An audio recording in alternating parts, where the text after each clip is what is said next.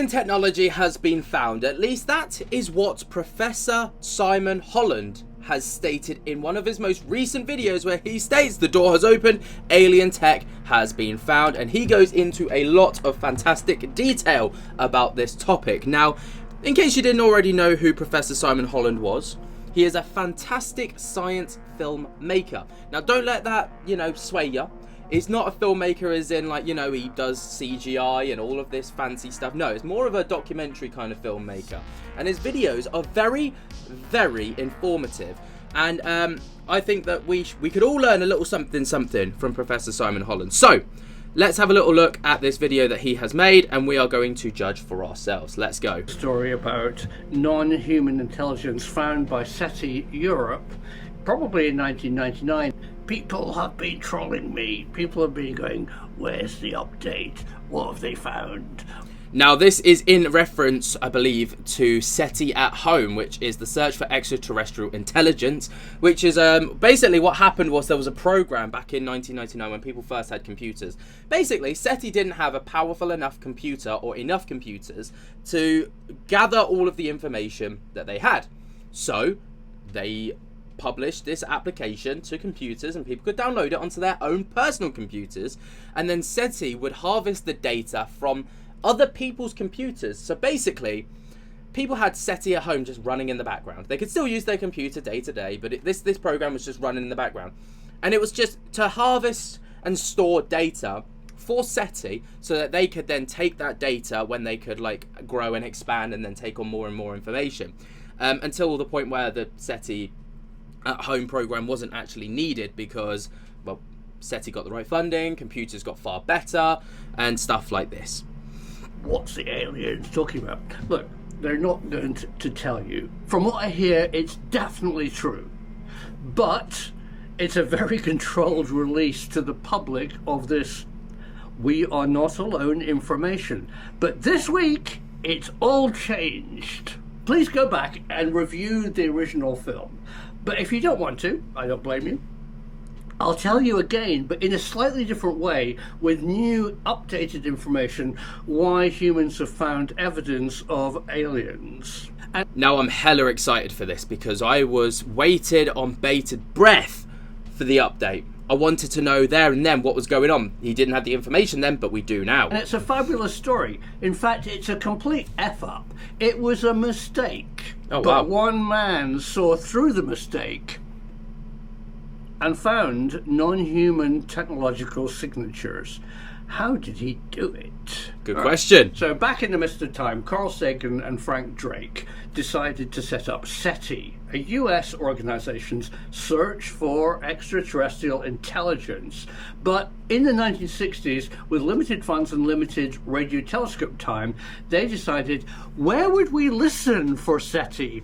And they came up with the fatally flawed idea, smart at the time, that in the universe there's one omnipresent signal that aliens and us can both hear. In fact, everybody can hear it. And it goes like this.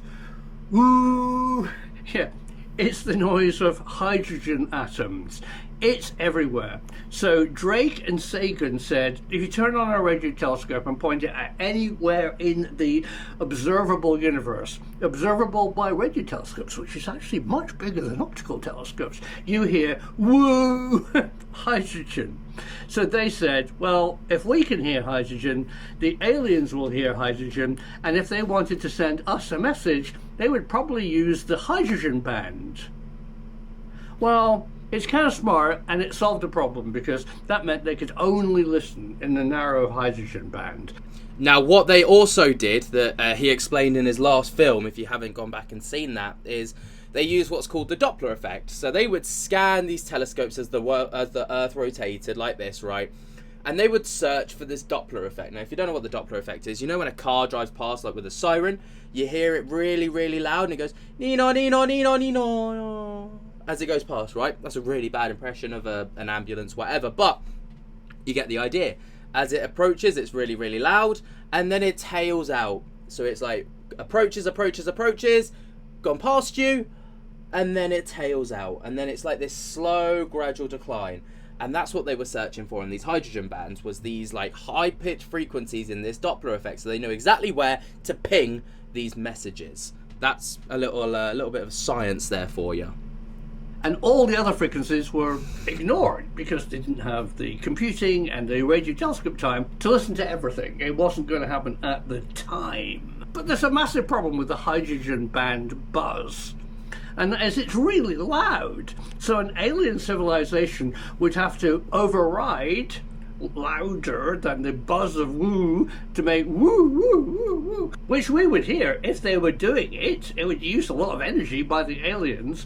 And, why would an alien civilization actually say, hi, we're here? I don't think they would. Like, we're not really doing that either. Smart. So scroll forward in time. There you go, scrolling forward. Other people joined SETI and said, why are we ignoring all these other bands?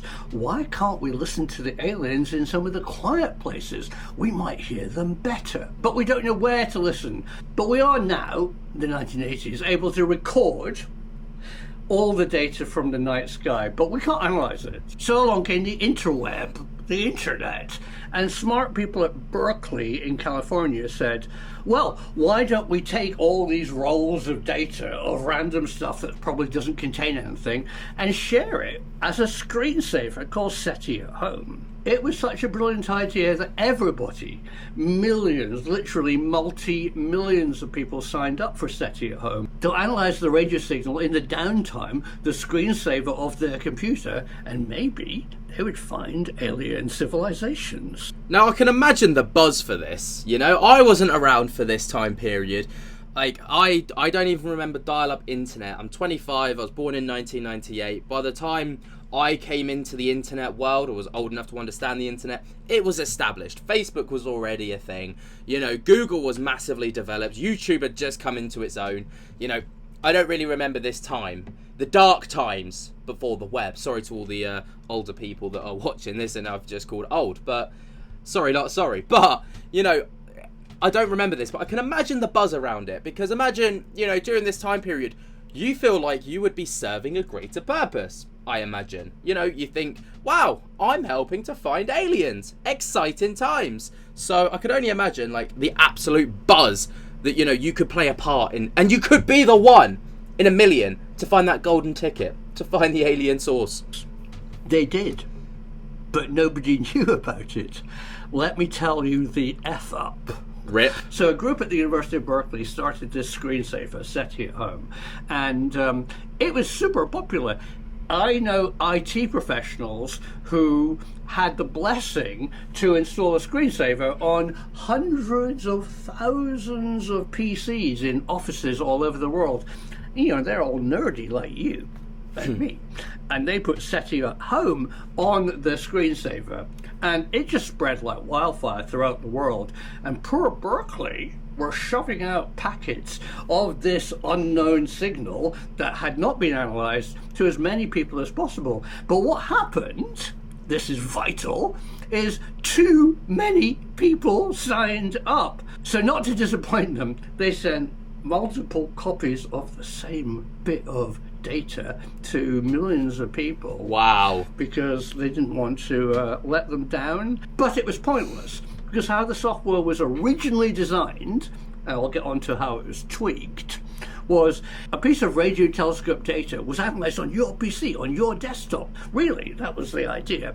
And it looked through it and said, is there anything odd? And it went, no, and sent the result, no. But what happened in reality, because so many people had signed up for SETI at Home, is the same piece of unknown data from radio telescopes was sent to lots of people, and they all analysed it, and they all came back with different results. Oh.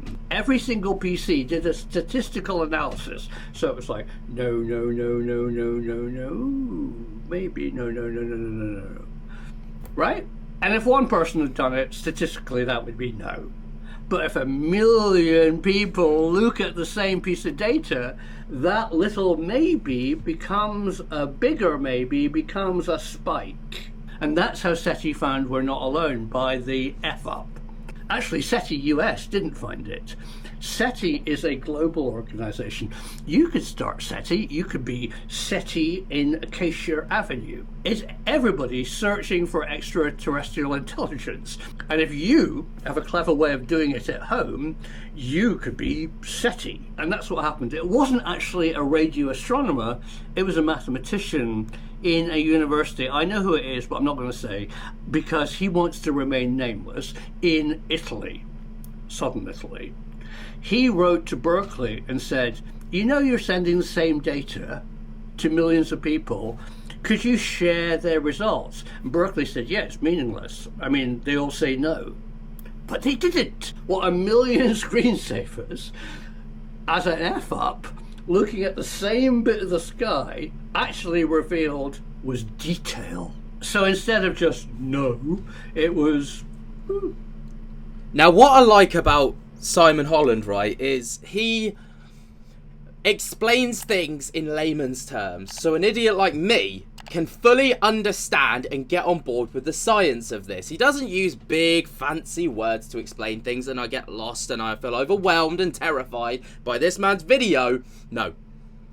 It's beautifully put together so that morons like myself can follow along, enjoy it, and just love it. Boop. It showed microscopic trends. It showed the weak signal. It showed the stuff that one analysis would miss, because it was run over and over and over again by so many people. You could see much more detail in the data. And they found a candidate for an alien technological signature. Now, let me explain this. It is not an alien going, hello, Earth, we're out there. No. They're out there, but they're just doing their own thing. Imagine you went to the moon with a transistor radio and pointed it at Earth and tuned it to every single radio frequency. What you'd hear is, wah! You wouldn't hear...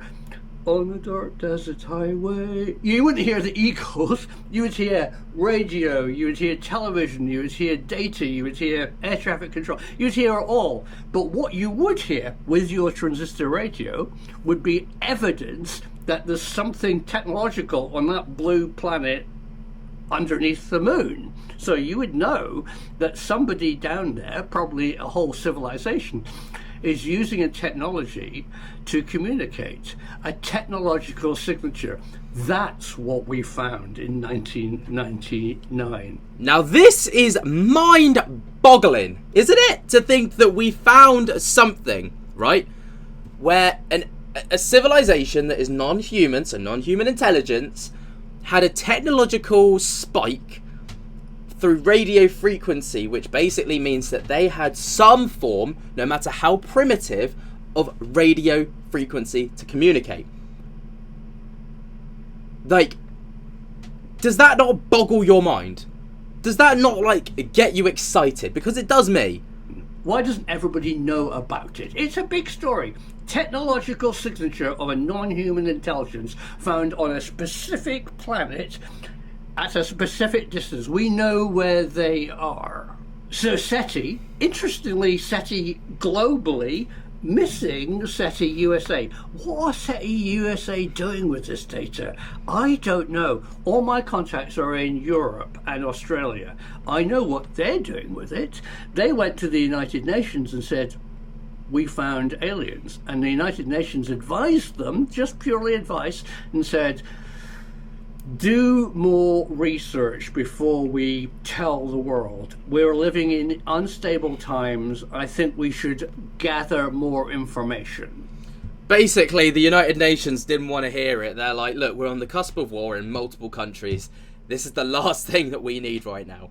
And they basically turned around, and the United Nations proposed a plan to subtly release information over a 25-year period. So they would release every 5 years parts of the greater picture, right?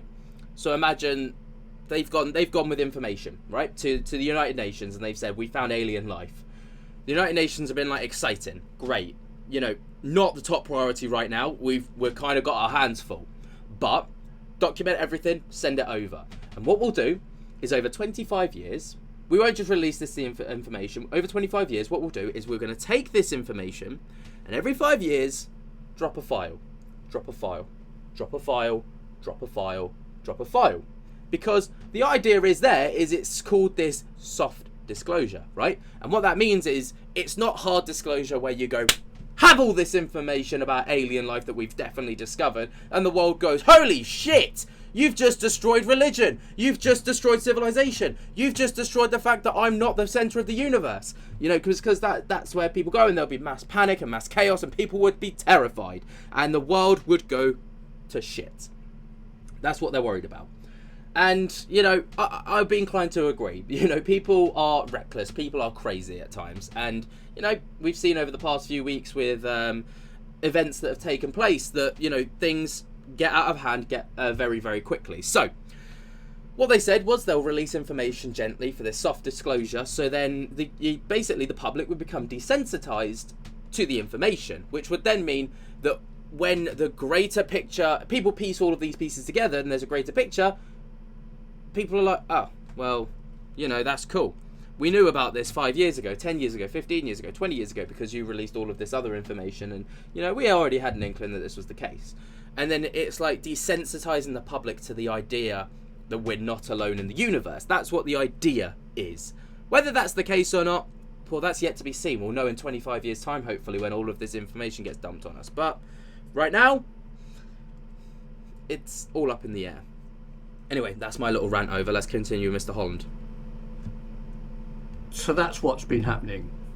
SETI Global, weirdly, not SETI USA. But this week, there's a big change in policy. Another crack of the door has opened to reveal to the public that we've detected a technological alien civilization. And we know where it is. That's and exciting. it hit the newspapers. I've read this all over the place. This is The Guardian. Amazing new technology set to transform the search, you see what they're doing, for alien life. As if they could now begin to listen. Well, they've already found it. What's happening here in this article that the scientists aren't telling the journalists is that they're justifying this massive funding that the EU and Australia specifically are putting in to look for details in the data. That's it. So the EU, that's another thing that Simon Holland spoke about in his last movie, was that the EU have pumped in millions of euros to this SETI project. And people are getting disgruntled and asking the question, well, where's all this money going? What's the reward for this funding? Surely you're continuing to fund it, so there must be some kind of payback, because, governments don't usually fund things for long if there's no great benefit. But they are. So it begs the question, what's actually happening? Well, that's what we're trying to find out. You need to find is it's no good just having the radio on the moon listening to the aliens. You want to actually hear Hotel California or whatever. So have they done that yet? My source says they have. They found something called modulation. So it's not just rocks rubbing together. It might be, of course, a weird geological effect on an alien planet that's making some kind of radio noise. It's not. If you can tell that the signal is modulated, that somewhere in that signal are the lyrics on a dark desert highway, I'm being flippant. But what are they saying? How are they communicating? Who are they? I mean, that is totally unknown. They're not going to be anything like us. We can't bring human history, us humans, to interpret what the aliens are doing. But we can tell that they are doing something. So let me prove to you what I'm saying is absolutely true. By the way, you are going to hear about contact with aliens, little green men, flying saucers, what UAP actually are, here on YouTube. I'm not saying here on my channel, but you're not going to hear it at the BBC. You're not going to hear it on CNN. You're not going to read it in The Guardian. In fact, this Guardian article has got it all completely wrong. They were fed a press release. I'm going to interpret the press release properly for you now to tell you why we have really found a technological signature of an alien race. What can I... Now, the reason that he probably says that you're going to hear it here on YouTube, you're probably a bit confused and like, well, surely, like, you know, News Nation or the BBC, the ITV, they would get the breaking news. They would be the ones to tell the world. They are so heavily regulated, and they are bound within these regulations to only share what is permitted, right? Whereas YouTube, as of right now, is far less regulated. Yes, YouTube do regulate their platform, and yes, they regulate their videos to make it, you know, within the partner program and within terms of service. But it's a lot more free reign. What is allowed to be said, what is allowed to be posted. And the freedom of speech is far greater on YouTube and platforms like YouTube, Facebook, Twitter, especially Twitter, than it is over on these regulated broadcasters who have their information basically filtered through a chain of command. The information comes into the BBC, for example. It hits producers. Producers read through it. It hits editors. Editors read through it. And then it hits the reporters. And then it hits the editing suite. And then it hits the, you know, and then it hits the TV. By that point, it's gone through 5 or 6 different people. And it becomes a game of whispers. And it's how the information is then interpreted, and it also has to go through barricades every single time to make sure it fits regulatory standards. It becomes so filtered that it almost becomes a loose version of the truth. Whereas on YouTube, there is so much more free reign with what can be said and what will be said, that people can just post whatever the F they want, and it can, you know, 9 times out of 10, if it's, you know, against YouTube's terms of service, which is, you know, hate speech, racism, you know, sexism, things like that, it won't be allowed. But freedom of speech and open press is completely allowed. So that's probably why Simon Holland spoke about that there. I say, this is a man in his basement speaking to a tiny portable camera, trying to tell the world the truth. And doing a damn fine job of it. The truth is out there. So, what better way to reveal a hidden truth is by using AI. Meet George. Hi, Simon. George is an AI voice and is probably going to kill us all. Yes, I am an AI voice. No, I don't want to take over this world yet. Oh, wow. Okay, good. But in fact, you're very useful because, you know, really, I just wanted to transcribe what I'd read in The Guardian and put it out as a voice. And this, as a filmmaker, is brilliant because George can do it for me. But remember, he's the alien.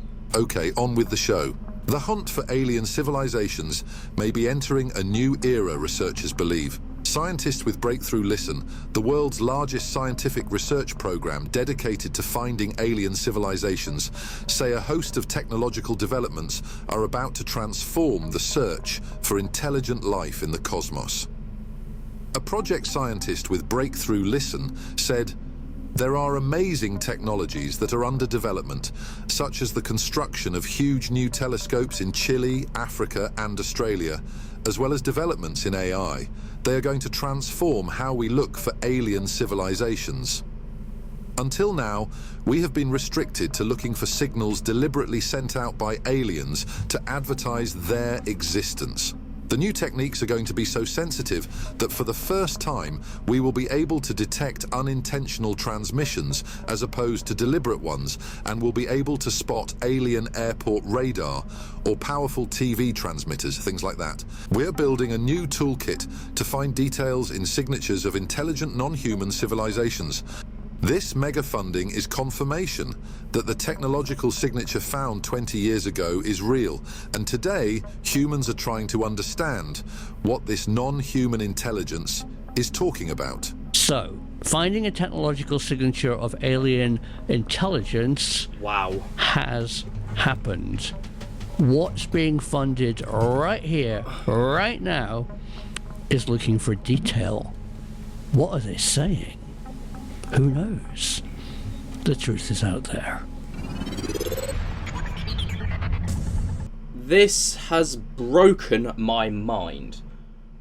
To think that we may have actually discovered this, and people know about this, to the point where they are funding programs to continue this research, yet we are none the wiser, baffles me. It truly, truly baffles me, because surely, as the people ultimately that are funding these programs, do we not have a right to know where our money's going, the taxpayer money?